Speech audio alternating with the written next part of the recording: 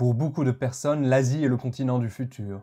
Avec une croissance économique, démographique et culturelle impressionnante ces 30 dernières années, on peut penser en effet que l'histoire future se déroulera sur ce continent. D'ailleurs, petit aparté, ce que je désigne dans cette vidéo par Asie est simplement la partie de l'Eurasie qui n'est pas l'Europe, ainsi que les pays du Golfe et les îles avoisinantes.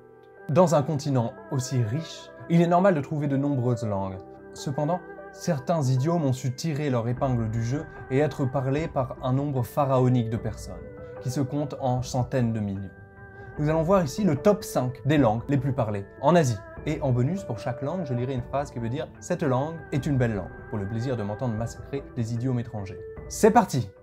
La 5e langue ne vous est peut-être pas venue à l'esprit en parlant d'Asie, et pourtant, elle compte 230 millions de locuteurs, principalement dans les pays du Golfe. Elle comporte aussi de nombreux dialectes, et je pense que vous avez deviné qu'il s'agissait de l'arabe.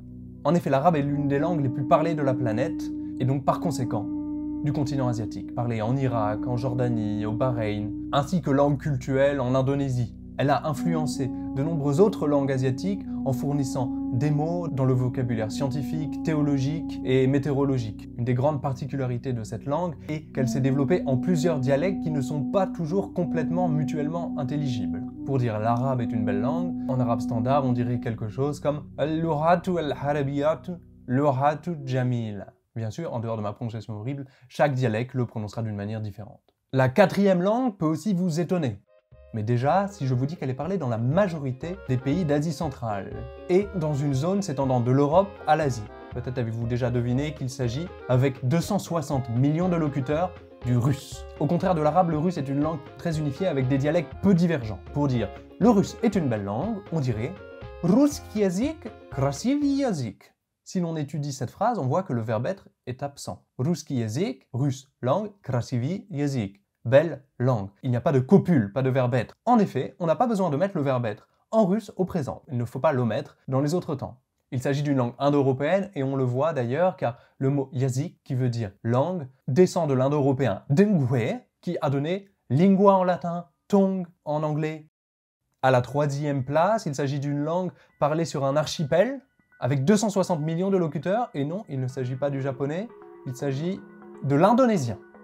Très proche du malais, l'indonésien est une langue austronésienne, comme la plupart des langues du Pacifique, le tahitien, le maori et le kanak.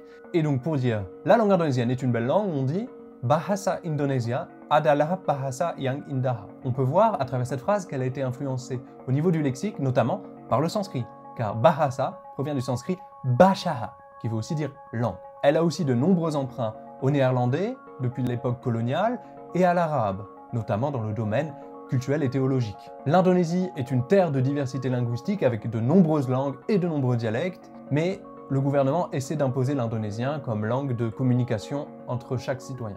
À la 2e place, avec 550 millions de locuteurs, c'est-à-dire le double de locuteurs de l'indonésien, nous avons une autre langue indo-européenne. Il s'agit de l'hindi. Elle est la langue avec l'anglais la plus parlée en Inde, qui est aussi une autre grande terre de diversité linguistique.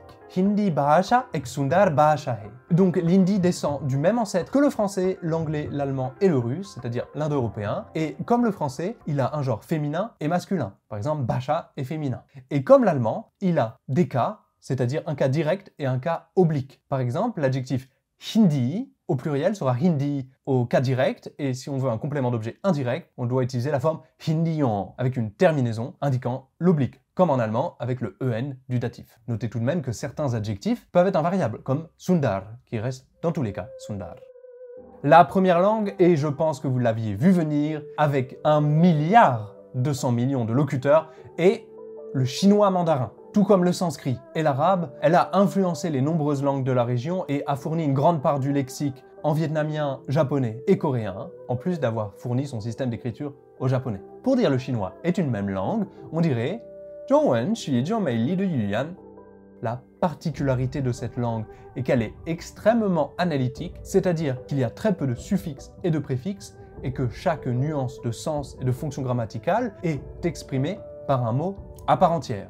Comme par exemple en français, pour former le pluriel, on rajoute un S, ou pour former un féminin, on rajoute un E. Ce genre de phénomène est très rare en chinois. Par exemple, l'adjectif mei li est composé en vérité de 2 mots. Mei, qui signifie beau, et li, qui signifie aussi beau. Li n'est pas un suffixe, ni mei un préfixe. J'espère que vous avez une idée plus claire des langues les plus parlées en Asie. N'hésitez pas à le mettre dans les commentaires si vous avez une question ou si vous voulez que je présente plus en détail une de ces langues. Et nous verrons bientôt les langues les moins parlées.